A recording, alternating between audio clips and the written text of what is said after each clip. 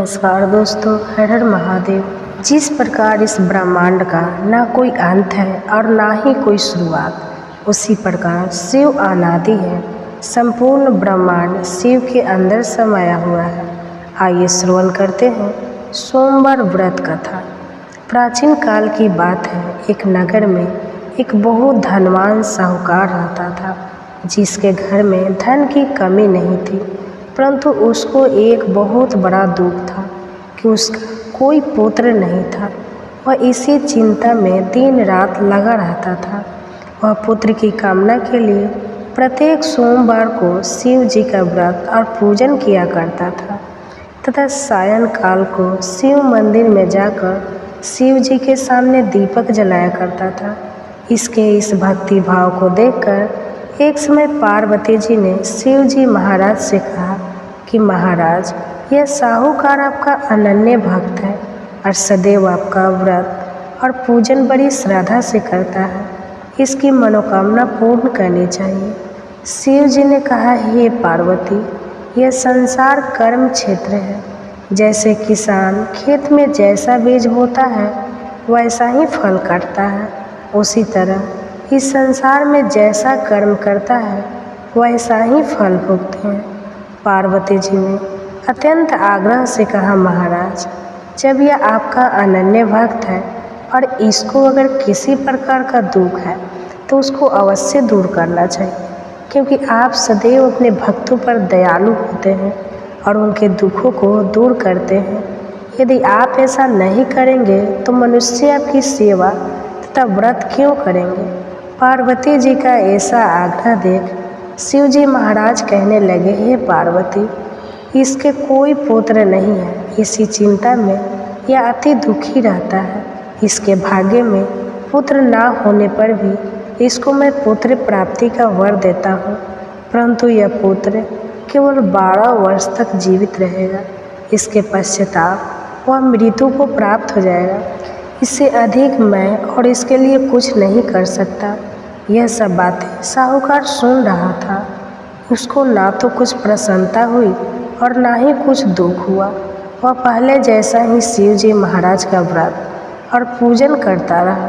कुछ काल व्यतीत हो जाने पर साहूकार की स्त्री गर्भवती हुई और 10वें महीने में उसके गर्भ से अति सुंदर पुत्र की प्राप्ति हुई। साहूकार के घर में बहुत खुशी मनाई गई, परंतु साहूकार ने उसकी केवल 12 वर्ष की आयु जानकर अधिक प्रसन्नता प्रकट ना की और ही किसी को भेद की बताया। तब वह बालक 11 वर्ष का हो गया तो उस बालक की माता ने उसके पिता से विवाह आदि के लिए कहा। तो वह साहूकार कहने लगा कि अभी मैं इसका विवाह नहीं करूँगा, अपने पुत्र को काशी पढ़ने के लिए भेजूँगा। फिर साहूकार ने अपने साले अर्थात बालक के मामा को बुला करके उसको बहुत सा धन देकर कहा, तुम मेरे बालक को काशी जी पढ़ने के लिए ले जाओ और रास्ते में जिस स्थान पर भी जाओ यज्ञ तथा ब्राह्मणों को भोजन कराते जाओ। वह दोनों मामा भांजे यज्ञ करते और ब्राह्मणों को भोजन कराते जा रहे थे। रास्ते में उनको एक शहर पड़ा।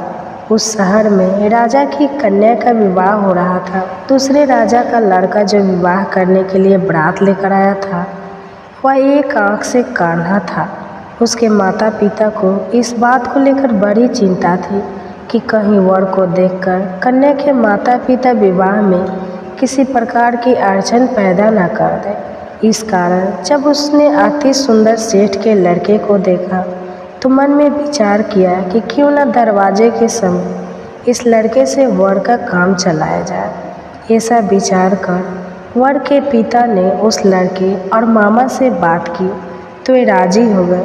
फिर उस लड़के को वर के कपड़े पहनाकर तथा घोड़ी पर चढ़ाकर दरवाजे पर ले गए और सब कार्य प्रसन्नता से पूर्ण हो गया। फिर वर के पिता ने सोचा कि यदि विवाह कार्य भी इसी लड़के से करा लिया जाए तो क्या बुराई है। ऐसा विचार कर लड़के और उसके मामा से कहा, यदि आप फेरों का काम और कन्यादान के काम को भी करा दें तो आपकी बड़ी कृपा होगी और मैं इसके बदले में आपको बहुत कुछ धन दूंगा। तो उन्होंने स्वीकार कर लिया और विवाह कार्य भी बहुत अच्छी तरह से संपन्न हो गया। परंतु जिस समय लड़का जाने लगा तो उसने राजकुमारी की चुंदरी के पल्ले पर लिख दिया कि तेरा विवाह तो मेरे साथ हुआ है, परंतु जिस राजकुमार के साथ तुमको भेजेंगे वह एक आँख से काना है और मैं काशी जी पढ़ने जा रहा हूँ। लड़के के जाने के पश्चाताप उस राजकुमारी ने जब अपनी चुंदरी पर ऐसा लिखा हुआ पाया तो उसने राजकुमार के साथ आने से मना कर दिया और कहा कि वह मेरा पति नहीं है, मेरा विवाह इसके साथ नहीं हुआ है, वह तो काशी जी पढ़ने के लिए गया है। राजकुमारी के माता पिता ने अपनी कन्या को विदा नहीं किया और बारात वापस चली गई। उधर सेठ का लड़का और उसका मामा काशी जी पहुँच गए। वहाँ जाकर उन्होंने यज्ञ करना और लड़के ने पढ़ना शुरू कर दिया। जब लड़के की आयु 12 वर्ष की हो गई तो उस दिन उन्होंने यज्ञ रचा रखा था कि लड़के ने अपने मामा से कहा कि मामा जी आज मेरी तबीयत कुछ ठीक नहीं है। तब मामा ने कहा कि अंदर जाओ और सो जाओ। लड़का अंदर जाकर सो गया और थोड़ी देर में उसके प्राण निकल गए। जब उसके मामा ने आकर देखा कि वह मुर्दा पड़ा है तो उसको बड़ा दुख हुआ और उसने सोचा कि अगर मैं अभी रोना पीटना मचा दूंगा तो यज्ञ का कार्य अधूरा रह जाएगा। अतः उसने जल्दी से यज्ञ का कार्य समाप्त कर ब्राह्मणों के जाने के बाद रोना पीटना आरंभ किया। संयोगवश उसी समय शिव जी पार्वती जी उधर से जा रहे थे। जब उन्होंने ज़ोर ज़ोर से रोने की आवाज़ सुनी तो पार्वती जी कहने लगी कि महाराज कोई दुखिया रो रहा है, उसके कष्ट को दूर कीजिए। जब शिवजी पार्वती ने पास जाकर देखा तो वहाँ एक लड़का मुर्दा पड़ा था। पार्वती जी ने कहने लगी कि महाराज यह तो उसी सेठ का लड़का है जो आपके वरदान से हुआ था। हे महाराज इस बालक को और आयु दीजिए, नहीं तो इसके माता पिता तड़प तड़प कर मर जाएंगे। पार्वती जी के बार बार आग्रह करने पर शिव जी ने उसको जीवन वरदान दिया और शिव जी महाराज की कृपा से लड़का जीवित हो गया। शिव जी और पार्वती जी कैलाश पर्वत पर चले गए। तब वह लड़का और मामा उसी प्रकार यज्ञ करते तथा ब्राह्मणों को भोजन कराते हुए अपने घर की ओर चल पड़े। रास्ते में उसी शहर में आए जहाँ उसका विवाह हुआ था। वहाँ पर आकर उन्होंने यज्ञ आरंभ कर दिया तो उस लड़के के ससुर ने उसको पहचान लिया और अपने महल में ले जाकर उसकी बड़ी खातिर की साथी बहुत से दास दासियों सहित आदरपूर्वक लड़की और जमाई को विदा किया। जब वह अपने शहर के निकट आया तो मामा ने कहा कि मैं पहले तुम्हारे घर जाकर खबर कर देता। जब उस लड़के का मामा घर पहुंचा तो लड़के के माता पिता घर की छत पर बैठे थे और यह प्रण कर रखा था यदि हमारा पुत्र सकुशल लौट आया तो हम राजी खुशी नीचे आ जाएंगे, नहीं तो छत से गिरकर अपने प्राण खो देंगे। इतने में उस लड़के के मामा ने आकर यह समाचार दिया कि आपका पुत्र आ गया है, तो उन लोगों को विश्वास नहीं हुआ। तब उसके मामा ने शपथपूर्वक कहा कि आपका पुत्र अपनी स्त्री के साथ बहुत सारा धन लेकर आया है। तो सेठ ने आनंद के साथ उसका स्वागत किया और बड़ी प्रसन्नता के साथ रहने लगे। इसी प्रकार से जो कोई भी सोमवार के व्रत को धारण करता है अथवा इस कथा को पढ़ता या सुनता है उसकी समस्त मनोकामनाएं पूर्ण होती है। उम्मीद है आपको सोमवार व्रत की कथा अच्छी लगी होगी। अगर आपको ये वीडियो अच्छी लगी हो तो कमेंट में लिखिए ओम नमः शिवाय, हर हर महादेव। हरे कृष्णा दोस्तों, राधे राधे। सूर्य की किरणें संसार में तो प्रकाश फैला सकती है लेकिन मन में नहीं। मन में तो केवल भगवान का नाम ही प्रकाश फैला सकता है। हरे कृष्णा। इसी सुविचार के साथ आप सभी का दिन शुभ और मंगलमय हो। इससे पहले की कथा सुनने के लिए और अपना आशीर्वाद देने के लिए आप सभी को बहुत बहुत धन्यवाद। आज सुनिए आगे की कथा। कंस की आज्ञा से अक्रूर जी बहुत अच्छा कहकर शीघ्र रथ पर सवार हुए और मथुरापुरी से निकलकर नंदगांव की ओर चले। इधर कंस का दूत महाबली केसी कंस के ही आदेश से वृंदावन में आया। श्री कृष्ण का वध करना ही उसकी यात्रा का उद्देश्य था। उसने घोड़े का रूप भर रखा था। वह अपने टप से पृथ्वी को खोदता हुआ, गर्दन के बालों से बादलों को उड़ाता हुआ तथा वेग से उछलकर चंद्रमा और सूर्य के भी मार्ग को लांग तान के पास आ गया। उसके हीसन के शब्द से अर्थात हिनहिनाना के शब्द से मस्त गोप और गोपगणे भयभीत होकर भगवान गोविंद की शरण में गए। उनकी त्राही त्राही की पुकार सुनकर भगवान श्री कृष्ण जल से भरे हुए बादलों की गर्जना के समान गंभीर वाणी में इस प्रकार बोले, हे गोपालगण, इस केसी से डरने की आवश्यकता नहीं है। आप लोग तो गोप जाति के हैं। इस तरह भय से व्याकुल होकर अपने रोज पराक्रम का लोभ क्यों कर रहे हैं? अरे इस दैत्य में शक्ति ही कितनी है और यह हमारा कर भी क्या सकता है? यह तो जोर जोर से हीन करल केवल आतंक फैला रहा है। इस पर तो दैत्यों की सेना सवारी करती है। यह दुष्ट अश्व व्यर्थ ही उछल कूद मचा रहा है। ग्वालों से ऐसा कहकर भगवान ने उस दैत्य से कहा, ओ दुष्ट, इधर आ, मैं कृष्ण हूँ। जैसे पिनाकधारी वीरभद्र ने पूस के दांत तोड़ दिए थे, उसी तरह मैं भी तेरे सारे दांत तोड़ देता हूँ। ऐसा कहकर भगवान श्री कृष्ण केसी के सामने गए। वह दैत्य भी मुंह फैलाकर उनकी ओर दौड़ पड़ा। श्री कृष्ण ने अपनी बाहों को बढ़ाकर दुष्ट केसी के मुंह में घुसे दिए। उससे टकराकर केसी के सारे दांत शुभ्र मेघ खंडों की तरह छिन्न भिन्न हो गए और धरती पर गिर गए। इधर श्री कृष्ण की भुजा केसी के शरीर में बढ़ती ही चली गई। जैसे अल्लापूर्वक अपेक्षा किया हुआ रोग धीरे धीरे बढ़कर विनाश का कारण बन जाता है, गंभीर बीमारी बन जाता है, वैसे ही वह भुजा भी उस दैत्य की मृत्यु का साधन बन गई। उसके जबड़े फट गए। वह मुख से झाग और रक्त फेंकने लगा। नस नाड़ियों के बंधन टूट जाने से उसके दोनों जबड़े अलग हो गए। वह लीद और पेशाब करता हुआ धरती पर पैर पटकने लगा। उसका सारा शरीर पसीने से तर हो गया था और वह थककर प्राणों से हाथ धो बैठा। उसकी सारी हलचल समाप्त हो गई। जैसे बिजली गिरने से श्री कृष्ण की भुजा से वह महाभयंकर असुर दो टुकड़े होकर गिर पड़ा। केसी को मारने से श्री कृष्ण के शरीर में कोई थकावट ही नहीं हुई थी।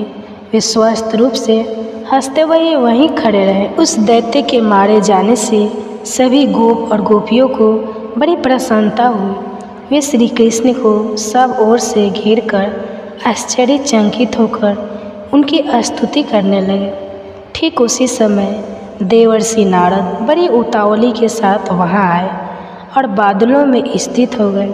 केसी को मारा गया देखकर वे हर्ष से फूले नहीं समाते थे। नारद जी बोले, जगन्नाथ, आपको धन्यवाद है। हे अच्युत, आपने खेल ही खेल में इस केसी को मार डाला। यह देवताओं को बड़ा भारी क्लेश दिया करता था। मधुसूदन, आपने अपने इस अवतार में जो महान कर्म किए हैं, उनसे मेरे चित्त को बड़ा आश्चर्य और संतोष हुआ। यह अश्वरूपधारी दैत्य जब गर्दन के बालों को हिलाते और हिनहिनाता, तब उस समय देवराज इंद्र असंपूर्ण देवता भी थर्रा उठते थे। हे जनार्दन, आपने केसी नामक दुष्टा, अब लोक में आप केशव नाम से जाने जाएंगे। आपका कल्याण हो। अब मैं जाऊंगा और परसों कंस के यहाँ आपके साथ जो युद्ध होगा उसमें फिर सम्मिलित होगा। हे धरणीधर उग्रसेन, कुमार कंस जब अपने अनुचरण सहित मारा जाएगा, उस समय पृथ्वी का भार आप बहुत कुछ उतार देंगे। उसके बाद भी राजाओं के साथ आपकी अनेक युद्ध हमें देखने को मिलेंगे। गोविंद, आपने देवताओं का बहुत बड़ा कार्य सिद्ध किया और मुझे भी बहुत आदर दिया। आपका कल्याण हो। अब मैं जाता हूँ। नारायण नारायण। ऐसा कहकर नारद जी चले गए। तब श्री कृष्ण अत्यंत सोमाव भाव से ग्वालों के साथ गोकुल में चले गए। व्यास जी कहते हैं, अक्रूर जी शीघ्र चलने वाले रथ पर चढ़कर मथुरा से निकले और श्री कृष्ण के दर्शन का लोभ लेकर नंदगांव की ओर चल पड़े। रास्ते में सोचने लगे, आहा, मुझसे बढ़कर सौभाग्यशाली तो कोई है ही नहीं, क्योंकि आज मैं अंश सहित अवतरित हुए साक्षात भगवान विष्णु का मुख देखूंगा। आज मेरा जन्म सफल हुआ और आने वाला प्रभात तो बहुत ही सुंदर होगा, क्योंकि मैं विकसित कमल के समान नेत्रों वाले भगवान विष्णु के मुख का दर्शन करूंगा, जो स्मरण अथवा ध्यान में आकर भी मनुष्य के सारे पाप हर लेता है। वही कमल के समान नेत्रों वाला श्री विष्णु का सुंदर मुख आज मुझे देखने को मिलेगा, जिससे संपूर्ण वेद और वेदांग का प्रादुर्भाव हुआ है तथा जो देवताओं के लिए सर्वश्रेष्ठ आश्रय है, भगवान के उसी मुख का आज मैं दर्शन करूंगा। ब्रह्मा, इंद्र, रुद्र, अश्विनी कुमार, वसु, आदित्य तथा मुरुतगण जिनके स्वरूप को नहीं जानते, वे श्री हरि आज मेरा स्पर्श करेंगे, जो सर्वव्यापी सर्वस्वरूप अव्यभूतों में स्थित व्यापी परमात्मा, वे आज मेरे नेत्रों के अतिथि होंगे, जिन्होंने अपनी योग्य शक्ति से मस्त कूर्म, वराह और नरसिंह आदि अवतार धारण किए थे। वही भगवान आज मुझसे वार्तालाप करेंगे। स्वेच्छा से शरीर धारण करने वाले अविनाशी जगन्नाथ इस समय कार्यवंश ब्रिज में निवास करने के लिए मानव रूप धारण किए, जो भगवान अनंत अपने मस्तक पर इस पृथ्वी को धारण किया करते हैं, वही जगत का हित करने के लिए अवतरित होकर आज मुझे अक्रूर कहकर बुलाएंगे।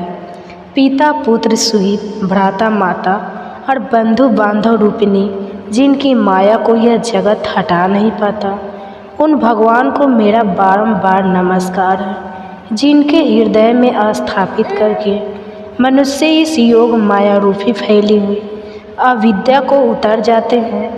उन विद्या स्वरूप परमात्मा को नमस्कार है, जो संपूर्ण जगत के निवास स्थान है, जिनके सत्य और असत्य दोनों प्रतिष्ठित है। वे भगवान अपने सहज सत्व गुण से मुझ पर प्रसन्न हो, जिनका स्मरण करने पर मनुष्य पूर्ण कल्याण का भागी होता है। उन पुरुष श्रेष्ठ श्री हरि की मैं सदा के लिए शरण लेता हूँ। इस प्रकार अक्रूर जी का हृदय भक्ति से विनम्र हो रहा था। वे मन में कुछ इस प्रकार श्री विष्णु का चिंतन करते हुए नंदगांव में पहुँच गए। वहाँ उन्होंने भगवान श्री कृष्ण को उस स्थान पर देखा जहाँ गाय दूही जा रही थी। वे बछड़ों के बीच में खड़े हुए थे। उनका श्रीअंग विकसित नील कमल की आवाज़ से सुशोभित था। नेत्र खिले हुए कमल की शोभा धारण करते थे। वक्ष स्थल में श्री वत्स का चिन्ह दिखाई देता था। बड़ी बड़ी बाहें, चौड़ी और उभरी हुई छाती, ऊंची नासिका, विलास युक्त मुस्कान से सुशोभित मुख, लाल लाल नख, शरीर पर पीताम्बर, गले में जंगली पुष्पों के हार, हाथों में स्निग्ध नील लता और कानों में श्वेत कमल पुष्प के आभूषण, यही उनकी झांकी थी। उनके दोनों चरण भूमि पर विराजमान थे। यदुनंदन भद्र जी पर पड़ी, जो हंस, चंद्रमा और कुंद के समान गौर वर्ण थे। उनके शरीर पर नील वस्त्र शोभा पा रहे थे। उनकी कंध ऊंची और बाहें बड़ी बड़ी थी। मुख प्रफुल्ल कमल सा सुशोभित था। नीलांबरधारी गौरांग बलभद्र जी ऐसे लग रहे थे मानो मेघमाला से घिरा हुआ दूसरा कैलाश पर्वत हो। उन दोनों भाइयों को देखकर महाबुद्धिमान अक्रूर जी का मुख कमल प्रसन्नता से खिल उठा। संपूर्ण शरीर में रोमांच आया और वे मन ही मन इस प्रकार कहने लगे कि इन दोनों बंधुओं के रूप में यहाँ साक्षात भगवान विष्णु विराज रहे हैं। यही वह परम धाम और यही वह परम पद है।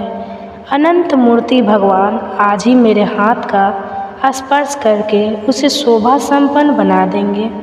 इन्हीं भगवान की अंगुलियों के स्पर्श से संपूर्ण पाप नष्ट हो जाने के कारण मनुष्य उत्तम सिद्धि प्राप्त करते हैं तथा अश्विनी कुमार, रुद्र, इंद्र और वसु आदि देवता प्रसन्न होकर उन्हें उत्तम वर देते हैं।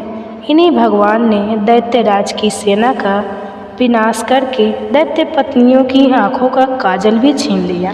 राजा बलि ने जिनके हाथ में संकल्प का जल छोड़कर रसातल में रहते हुए भी मनोहर स्वर्गीय भोग प्राप्त कर लिए, तथा देवराज इंद्र ने जिनकी आराधना करके एक मनवंतर के लिए देवलोक का अखंड साम्राज्य प्राप्त किया, वे ही भगवान कंस के साथ रहने के कारण निर्दोष होते हुए भी दोष के पात्र बने हुए मुझ अक्रूर का क्या आदर नहीं करेंगे, जो साधु पुरुषों से बहिष्कृत है। उसके जन्म को धिक्कार है। भगवान श्री हरि ज्ञान स्वरूप है, परिपूर्ण सत्व के पुंज है, सब प्रकार के दोषों से रहित है, अतः वह भक्ति से विनीत होकर आदि मध्य और अंत से रहित अजन्मा पुरुषोत्तम भगवान विष्णु के अंशावतार तथा ईश्वर के भी ईश्वर श्री कृष्ण की शरण में जाता हूँ।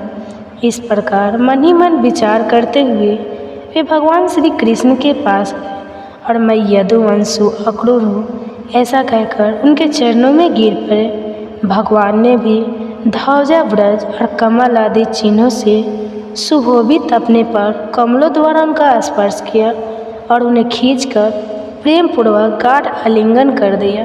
फिर बलराम और श्री कृष्ण ने भी उनसे वार्तालाप किया और उन्हें साथ लेकर अपने भवन में चले गए।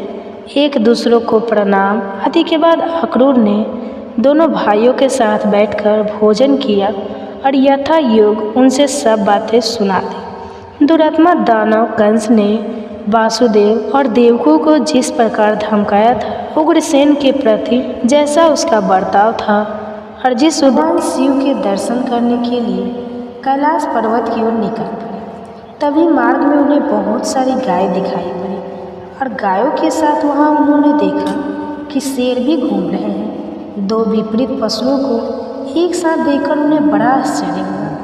तभी उन्हें एक मनुष्य भी वहां दिखाई पड़ा जो गौ के साथ खड़ा था और उन्हें भोजन करा रहा था। देवर्षि नारद उत्सुकतावश उस मनुष्य के पास जाते हैं और पूछते हैं, हे विप्र, यह कौन सा प्रदेश है?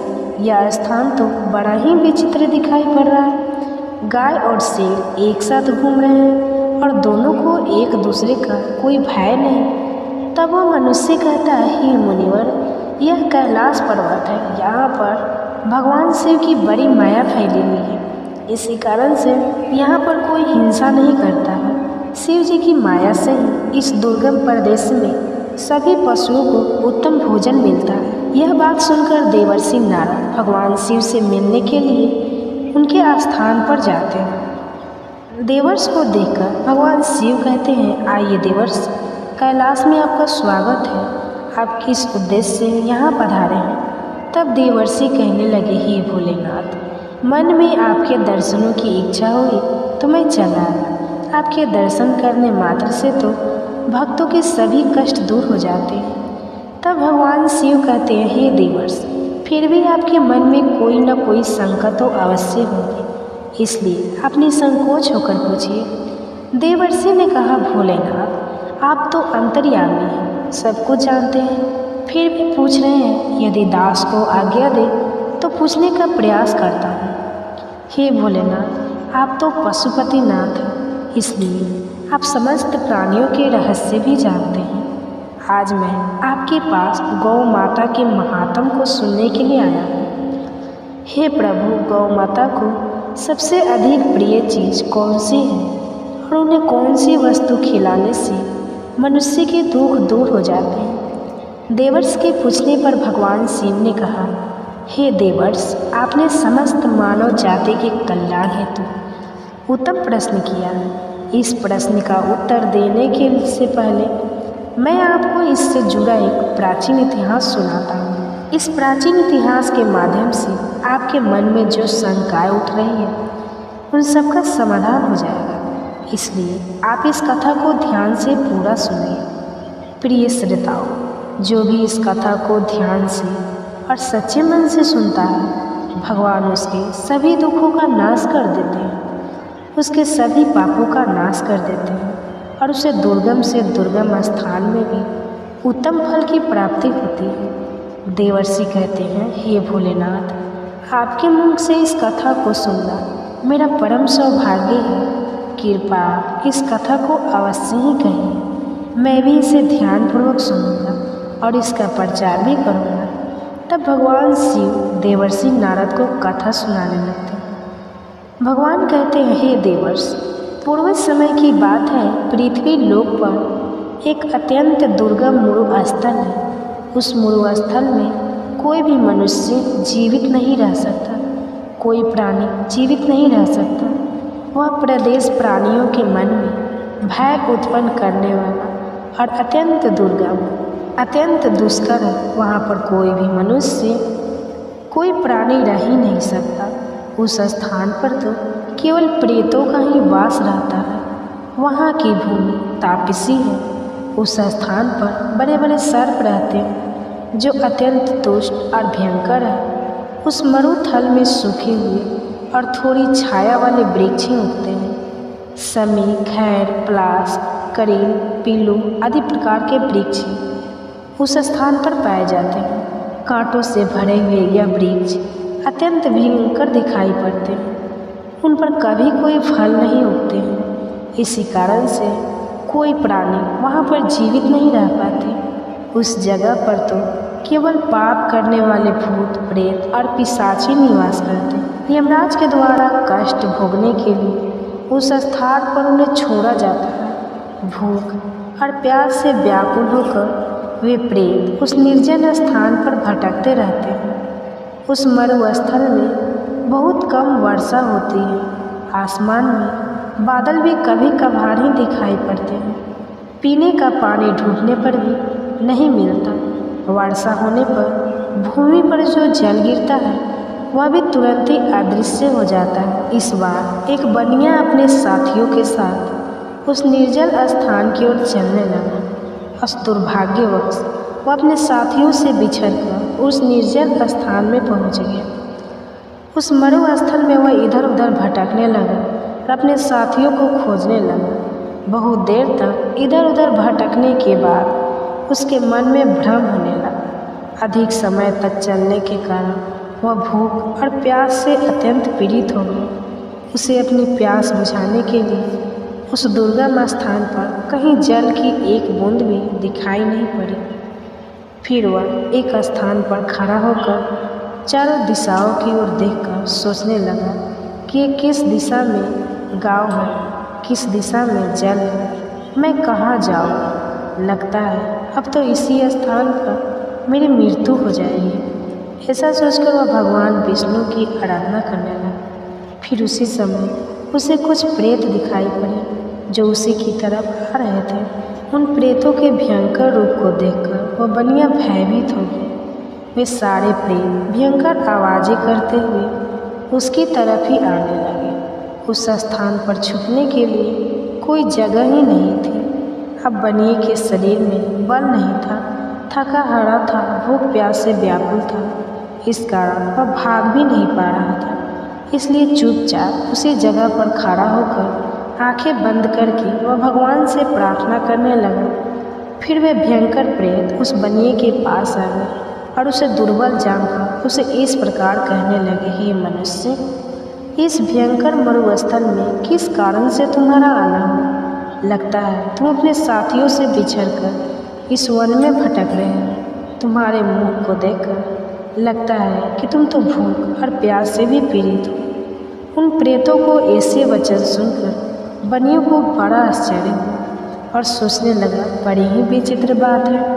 यह भयंकर प्रेत मुझे खाने के बजाय मेरा हालचाल पूछ रहे हैं। तब वह बनिया उस प्रेतों से कहने लगा, हे प्रेतों, दुर्भाग्य से मैं अपने साथियों से बिछड़कर इस स्थान पर आ गया हूँ। कृपया तुम मुझे मत खाओ। मैं भगवान विष्णु भक्त हूँ। इस समय में भूख और प्यास से व्याकुल हो रहा हूँ। तब उस प्रेत ने कहा, हे मनुष्य, तुम चिंता मत करो, हम तुम्हें नहीं खाएंगे। भगवान की कृपा से हमें इस मरुस्थल में भी उत्तम भोजन मिलता है। इस प्रकार से कहकर उस प्रेत ने अचानक से एक कोठरी पटक के जिसमें तरह तरह के व्यंजन और जल से भरा एक कलश भी रखा हुआ था वह प्रेत उस बनिया से कहने लगा, हे मनुष्य, लो ये टोकरी तुम्हारे लिए है, इसमें से तुम जितना मर्जी चाहे खा सकते हो और पानी भी पी सकते हो। उस टोकरी में रखे हुए व्यंजनों को देखकर वह बनिया बहुत खुश हुआ।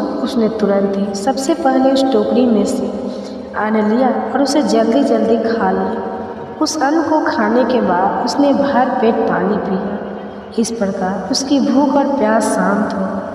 इस प्रकार उसका दुख दूर हो गया। तब उस बनिए ने प्रेत को प्रणाम करते कहा, हे प्रेतों, तुम्हारा धन्यवाद है, आज तुमने मेरी भूख और प्यास मिटाई है। फिर उस प्रेत ने अन्य प्रेतों को भी भोजन करने के लिए कहा। सभी प्रेतों ने उस टोकरी में बचा हुआ भोजन खा लिया। फिर वह टोकरी कहीं अचानक से अदृश्य भी हो गई। इस विचित्र घटना को देखकर बनियों को और भी आश्चर्य हुआ। तब उस बनिए ने उस प्रेत राज से कहा, हे भाई, इस वन में मुझे यह बड़े आश्चर्य की बात लग रही है। इस वन में न फल के पेड़ है, न नदी है और न सरोवर है, फिर भी तुम्हें इतना सुंदर और स्वादिष्ट भोजन और जल कहाँ से मिला? तुम कौन हो और इस वन में किस कारण से तुम लोग भटक रहे हो? कृपा मुझे विस्तार से सारा वृत्तांत बताओ। तब वह प्रेत बताने लगा, हे मनुष्य, तुम्हें अपने पूर्व जन्म की बात बताता हूँ, इसलिए तुम ध्यानपूर्वक सुनो। पूर्व जन्म में मैं मध्य देश में रहता। मैं बहुत ही धनवान सेठ था। मेरे पास किसी चीज़ की कोई कमी नहीं थी। मैंने व्यापार करके बहुत सारा धन कमाया था, लेकिन उस नगर में मेरे जितना दुरात्मा भी कोई नहीं था। मैंने दूसरों को लूटकर सूद लेकर धन अर्जित किया था और मैंने बहुत सारे लोगों के साथ छल भी किया था। मैंने अपने जीवन में कभी भी भगवान की पूजा नहीं की, कभी दूसरों को दान नहीं दिया। उसी समय मेरे एक गुणवान ब्राह्मण मित्र थे जो सदा मेरे हित की बात किया करते थे। उन्होंने मुझे बहुत बार महत्वपूर्ण ज्ञान दिया। धन की रक्षा के लिए उन्होंने अनेक उपाय भी बताए। फिर एक दिन में उनके साथ तापी नदी के तट पर चला। उस जगह पर जाकर मैंने उनके साथ उस नदी में स्नान किया और वहाँ पर एक प्राचीन आश्रम भी था। उस आश्रम में बहुत सारी गाय हुई थी।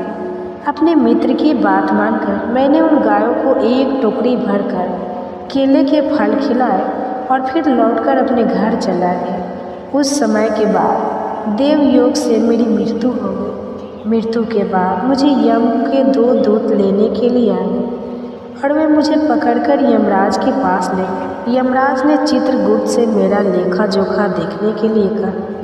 फिर चित्रगुप्त ने मेरा लेखा जोखा निकाला और कहने लगे, हे धर्मराज, यह दुरात्मा तो नास्तिक है।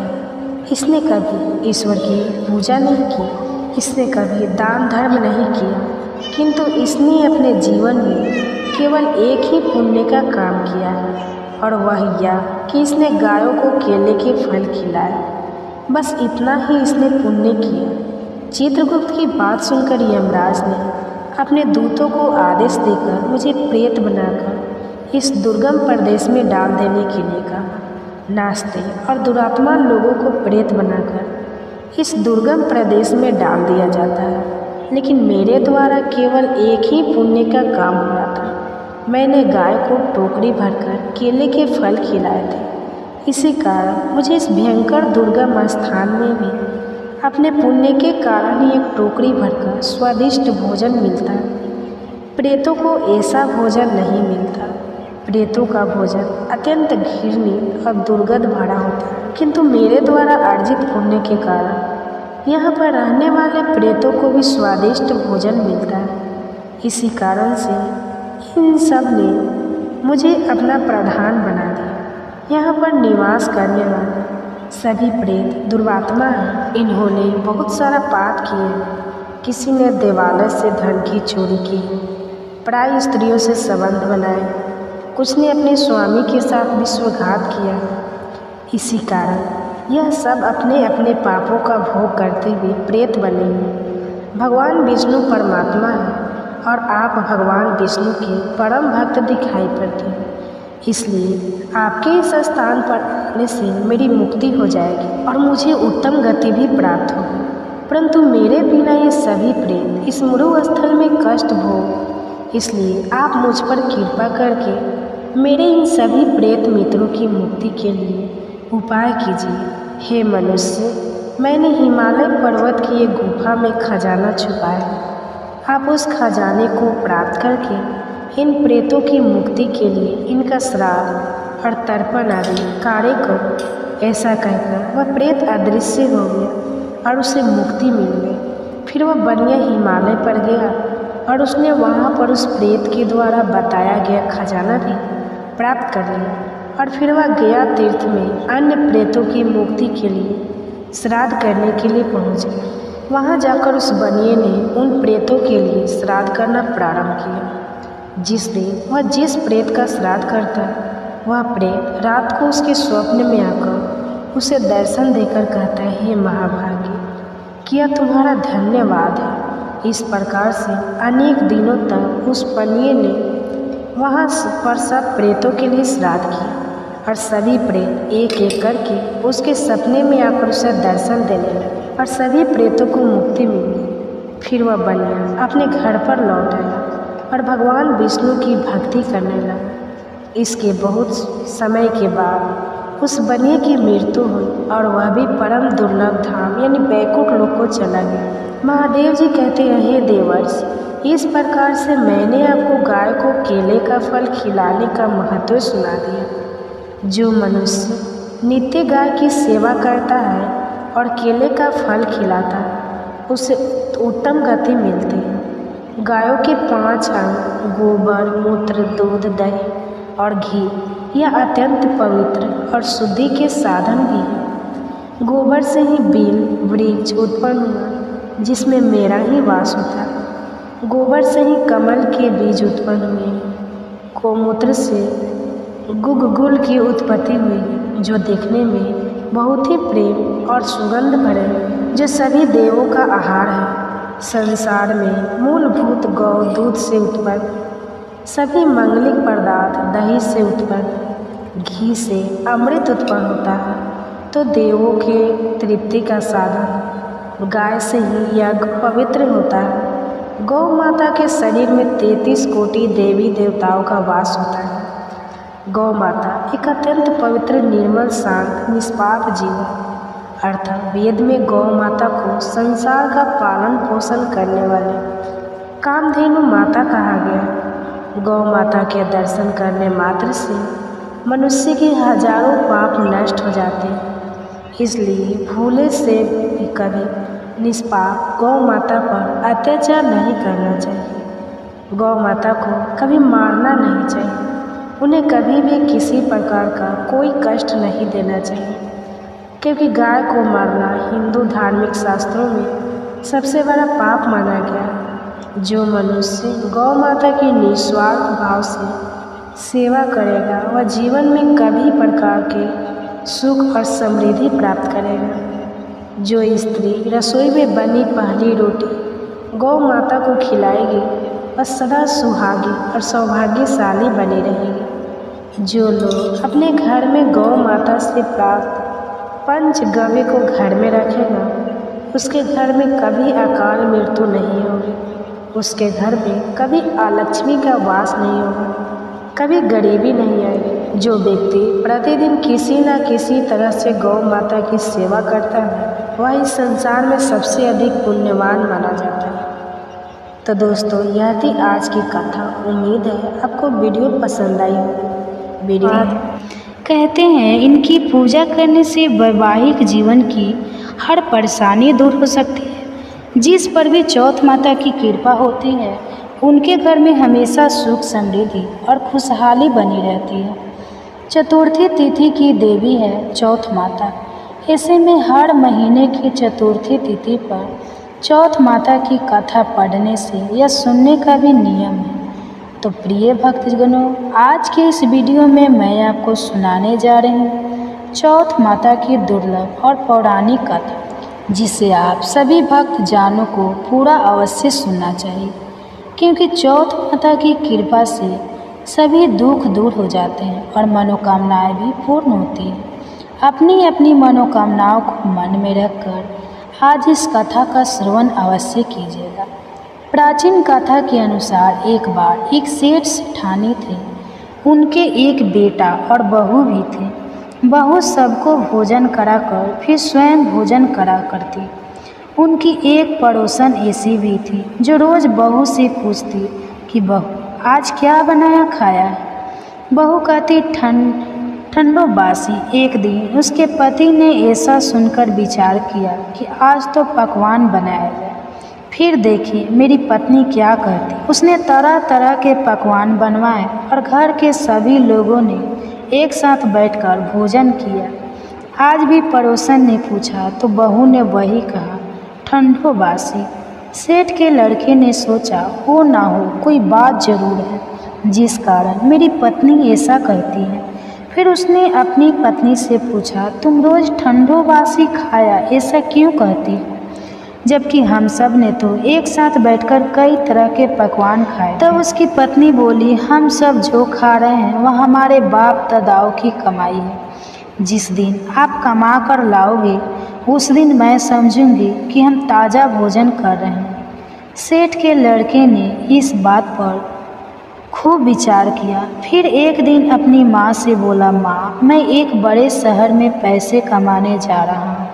माँ बोली, बेटा हमारे पास तो इतना धन है कि खाए नहीं खाया जाएगा। माँ के मना करने पर भी बेटे ने खुद कमाने का निश्चय कर लिया और जाते समय अपनी पत्नी से बोला कि मैं जब तक कमाकर बहुत सारा धन लेकर वापस ना लौट आऊँ तुम चूल्हे की आग मत बुझने दे। और फिर एक दिन चूल्हे की आग बुझ गई तब वह मनी मन घबराने लगी, कहीं मेरे पति पर कोई संकट तो नहीं आ पड़ा।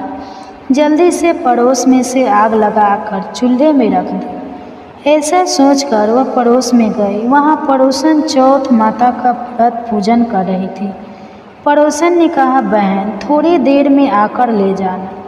बहू ने पड़ोसन से पूछा कि आप यह व्रत क्यों करती हो, इससे क्या मिलता है।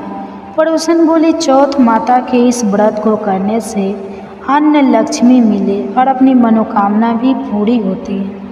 अब बहू भी चौथ माता का व्रत करने लगी।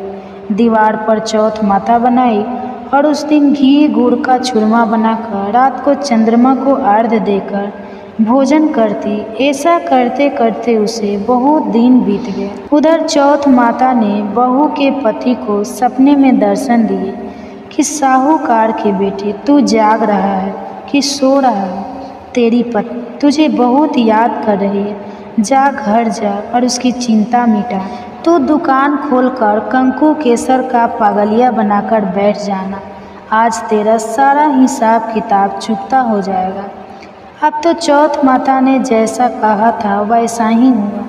उसने घर जाने की तैयारी की और भारी भरकम धन दौलत लेकर चल पड़ा। रास्ते में एक बड़ा सा काला नागफन फैलाए बैठा गया और बोला, आज तो मैं तुझे डस दूंगा, छोड़ूंगा नहीं, तेरी उम्र पूरी हो गई है। सेठ का लड़का बोला, आज चौथ माता ने मुझे सपना दिया है तो मैं अपनी पत्नी से मिलने घर जा रहा हूँ। वहाँ मेरी पत्नी मेरा इंतज़ार कर रही होगी, बहुत चिंता कर रही होगी। मैं उससे मिलकर ज़रूर वापस आऊँगा, तब तू मुझे डस लेना। नाग बोला, तू अगर शपथ लेकर जाओ तो ही मैं तुझे जाने दूँगा, अगर तुम लौट कर ना आए तो मैं तुम्हारे घर पर आकर भी तुम्हें डस लूँगा। इस प्रकार साहूकार का वह बेटा सांप को वचन देकर अपने घर पहुँच गया। वहाँ सभी से हंसी खुशी से मिला और भोजन करके फिर एक कोने में उदास होकर बैठ गया। उसकी पत्नी ने उदासी का कारण पूछा तो पति ने काले नाग वाली बात बताते हुए कहा, अगर मैं उसके पास नहीं जाऊंगा तो वह घर आकर ही मुझे डस। पत्नी बहुत चतुर थी, बोली, आप घबराओ नहीं, लेट जाओ, मैं एक उपाय करती हूँ। पत्नी ने कमरे के 7 पीढ़ी धोई। पहली पीढ़ी पर रेत, दूसरी पीढ़ी पर इत्र, तीसरे पर गुलाल फूल, चौथी पर कंकु केसर, 5वीं पर लड्डू पेड़ा छठी पर गादी गलीचा और सातवीं फेरी पर दूध से भरकर कटोरा रख दिया। इस प्रकार वह सातों ही पीढ़ी सजाकर बैठ गई। आधी रात होते ही वह नाग आकर परी चढ़ने लगा।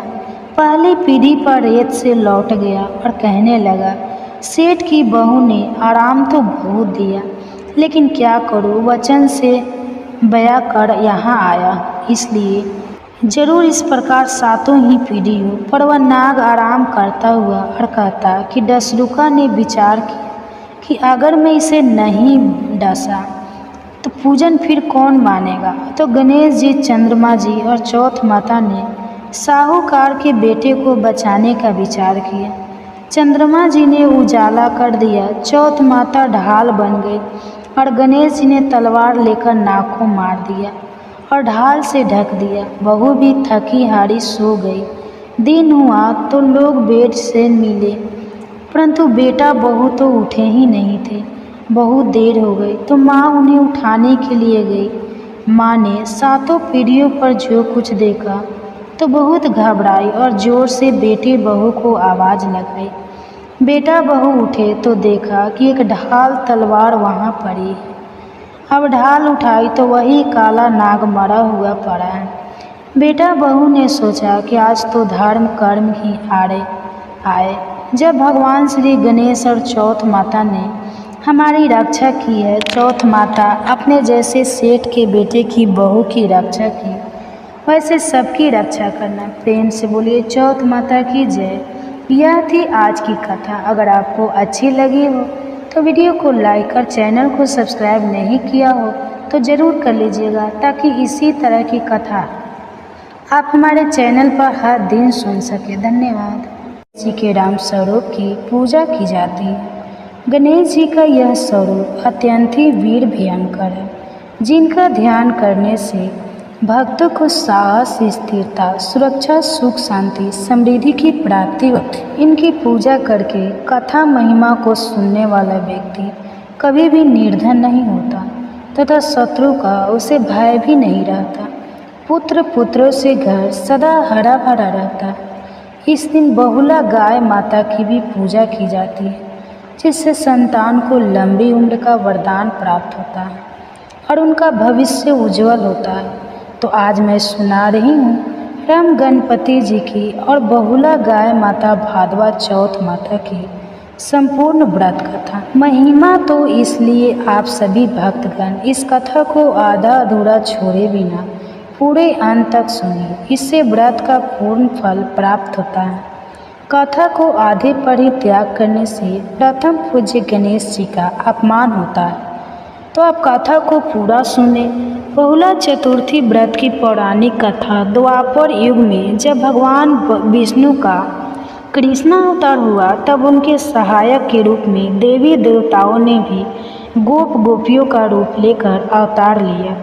गौ शिरोमणि का कामधेनु भी बहुला नाम की गाय बनकर नंद बाबा की गौशाला में आ गई। भगवान श्री कृष्ण का बहुला से और बहुला का भगवान से अपार स्नेह था।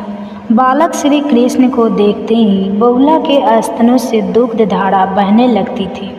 श्री कृष्ण बहुला के उस दूध का पान किया करते थे। एक बार श्री कृष्ण जी ने बहुला की परीक्षा लेने के विचार से जब बहुला वन में घास चढ़ रही थी तो उसके सामने रूप में प्रकट हो गई। बहुला सिंह को देखकर भयभीत हो गई और कांपने लगी, लेकिन हिम्मत करके सिंह से बोली, हे वनराज, मेरा बछड़ा भूखा है, वह मेरी प्रतीक्षा कर रहा होगा, अतः मुझे जाने दो, मैं उसे दूध पिलाकर तुम्हारे पास आ जाऊंगी, तब मुझे खाकर अपनी भूख मिटा लेना।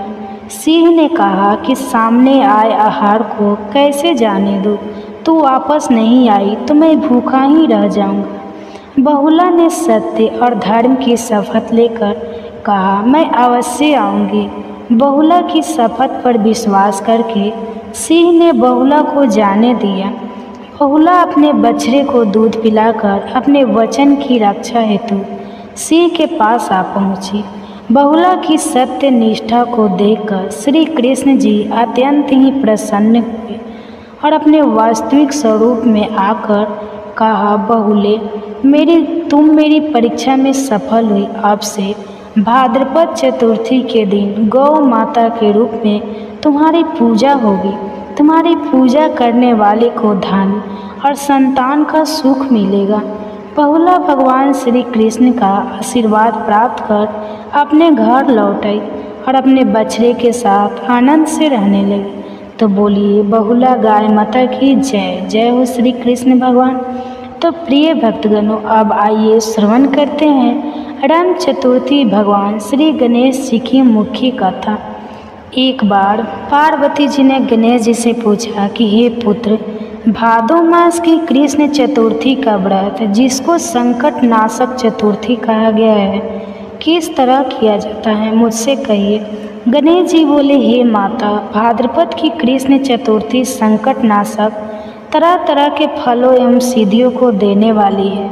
इसकी पूजा पहले कई विधि से ही करनी चाहिए। इस दिन व्रत करके इस कथा को सुनने वाले व्यक्ति को मोक्ष की प्राप्ति होगी तथा उनकी मनोकामनाएं पूर्ण होती है। सो वह इस प्रकार से है। पूर्व काल में एक पुण्य आत्मा और यशस्वी राजा नल हुए। उनकी रूपवती रानी दमयंती नाम से विख्यात थी। राजा नल को एक बार श्रापित होकर राज्य को छोड़ना पड़ा था और रानी से अलग रहने का वियोग सहना पड़ा था। तब रानी ने इस उत्तम व्रत को किया था। पार्वती जी ने गणेश जी से पूछा कि हे पुत्र, दमयंती ने किस तरीके से इस व्रत को किया और किस प्रकार व्रत के असर से 3 महीने के भीतर ही उन्हें अपने पति से मिलने का अवसर मिला। इन सब बातों को आप बताइए। भगवान श्री कृष्ण कहते हैं, हे युधिष्ठिर, पार्वती जी के ऐसा पूछने पर गणपति जी ने जो उत्तर दिया उसे कह रहा हूँ। सुनिए। श्री गणपति जी कहते हैं कि हे माता, राजा नल को बड़ी बड़ी विपत्तियों को झेलना पड़ा। हाथी खाने से हाथियों की और घुड़सवार से घोड़ों की चोरी हो गई। डाकुओं द्वारा राजा का खजाना लूट लिया गया। अग्नि की लपटों से उसका सारा माल स्वाहा हो गया। मंत्रियों ने भी राजा का साथ छोड़ दिया। राजा जुए में अपना सब कुछ हार गए। उनकी राजधानी भी जुए में हाथ से निकल गई। सब ओर से निराश होकर राजा नल वन में चले गए। उन्हें वन में दमयंती के साथ बहुत से कष्ट उठाने पड़े। अंत में उनका रानी से वियोग हो गया। रानी किसी नगर में एक अमीर घराने में काम करने लगी। रानी अन्यत्र किसी नगर में रहने लगी तथा राजकुमार भी किसी दूसरे जगह नौकरी करने लगा। जो कभी राजा रानी राजपूत कहलाते थे, वे भी अब भीख मांगने लगे। नाना प्रकार की बीमारियों से ग्रसित होकर एक दूसरे से बिछड़कर कर्मों की फल पाकर उन्हें भोगते समय गुजारने लगे। एक बार की बात है, वन में इधर उधर भटकते हुए दमयंती ने सर्व ऋषि के दर्शन किए। उसने उनके चरणों में मस्तक झुकाकर और हाथ जोड़कर कहा, हे ऋषिराज, मेरे पति मुझे कब मिलेंगे? किस प्रकार मुझे हाथी घोड़ों से सुसज्जित घनी आबादी वाली नगरी मिलेगी? मेरा भाग्य कब उदय होगा? हे मुनिश्रेष्ठ, कृपया आप ही बताइए। श्री गणेश जी कहते हैं कि दमयंती का यह प्रश्न सुनकर सर्व ऋषि ने कहा, हे दमयंती, मैं तुम्हारे भले की बात कहता हूँ, इसे सुनो। इससे दारुण दुख का नाश होता है और यह समस्त प्रकार की इच्छाओं को पूरा करने वाला एक अच्छे फल को देने वाला है। भाद्रपद की कृष्ण चतुर्थी संकट नाशनी कही गई है। इस दिन स्त्री पुरुषों को एक दंत भगवान राम नाम के गणपति जी की आराधना करनी चाहिए। इस व्रत को विधि पूर्वक करने से ही, हे रानी, तुम्हारा सभी मनोकामनाएं पूर्ण होगी। 7 माह के भीतर ही तुम्हारे पति तुम्हें मिल जाएंगे। यह बात मैं पूर्व निश्चय के साथ कहता हूँ। गणपति जी कहते हैं कि सब्र ऋषि के इन सभी वचनों को सुनकर दमयंती ने भाद्रपद की संकट नाशनी चतुर्थी का यह व्रत किया। उसी समय से प्रति माह गणेश जी का पूजन करने लगे। 7 माह के भीतर ही राजन इस श्रेष्ठ व्रत को करने से उसे पहले की तरह पति, पुत्र, राज्य और सभी प्रकार के सुख वैभव आदि की प्राप्ति होगी। इस तरह मैंने सर्वोत्तम व्रत को बताया है। यह समस्त संकटों का निवारण करने वाला तथा भाग्य की उन्नति करेगा। तो बोलिए गंगा गणपते नमः। हे राम गणपति महाराज, अपने सभी भक्तों के दुख को दूर करिए, संकट को काटिए और माताओं को पुत्र की प्राप्ति कराइए, निर्धनों को धन दीजिए और विद्यार्थियों को विद्या दीजिए। जय श्री गणेश। प्रिय भक्तगणों, चौथ माता की कहानी। तीज व्रत भारतीय उपमहाद्वीप में विशेष रूप से भारत और नेपाल में मनाया जाने वाला एक प्रमुख पर्व है। यह व्रत मुख्यतः महिलाओं द्वारा अपने पति की लंबी उम्र और सुख समृद्धि के लिए किया जाता है। तीज व्रत की कई धार्मिक कथाएं और मान्यताएं हैं, जिनमें से एक प्रमुख कहानी देवी पार्वती और भगवान शिव से जुड़ी है। कहानी के अनुसार एक बार देवी पार्वती ने भगवान शिव को प्राप्त करने के लिए कई कठिन तपस्या की। पार्वती एक राजकुमारी थी और शिव हिमालय के योगी थे। उनका प्रेम और श्रद्धा इतनी गहरी थी कि उन्होंने कई वर्षों तक कठिन तपस्या की। इस तपस्या के दौरान पार्वती ने केवल फल फूल खाकर और कठिन साधना करके समय बिताया। वे निरंतर भगवान शिव की आराधना करते रहे और हर दिन एक विशेष प्रकार की पूजा करते रहे। लेकिन भगवान शिव ने पार्वती की तपस्या की परीक्षा लेने के लिए उनके जीवन में कई कठिनाइयाँ डाली। पार्वती की तपस्या के दौरान वे अनेक बाधाओं और संकटों का सामना करती रही, फिर भी उनकी भक्ति अडिग रही।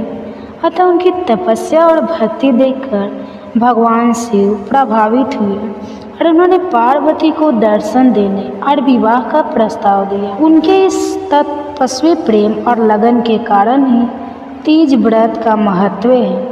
तीज व्रत के दौरान महिलाएं पार्वती की भांति व्रत रखती हैं और भगवान शिव और पार्वती की पूजा करती है। यह व्रत खासकर सावन माह की तीज के दिन किया जाता है। महिलाएं इस दिन उपवास रहती है और व्रत के दौरान विशेष पूजा अर्चना, कथा सुनना और सज धज कर पारंपरिक व्रत पालन करती हैं। तीज व्रत के माध्यम से महिलाएं अपने पति के सुख समृद्धि और लंबी उम्र की कामना करती हैं। इसके साथ ही यह पर्व पारंपरिक रूप से एकता, प्रेम और भक्ति का प्रतीक है। इस दिन महिलाएं एक साथ मिलकर पूजा करती है, गीत गाती है और विभिन्न सांस्कृतिक गतिविधियों में भाग लेती हैं। तीज व्रत का यह पर्व सिर्फ पति पत्नी के रिश्ते को मजबूत करने का माध्यम ही नहीं है, बल्कि यह एकता, भक्ति और सामाजिक समरसता का भी प्रतीक है। इस प्रकार तीज व्रत की कहानी हमें सिखाती है कि सच्ची भक्ति और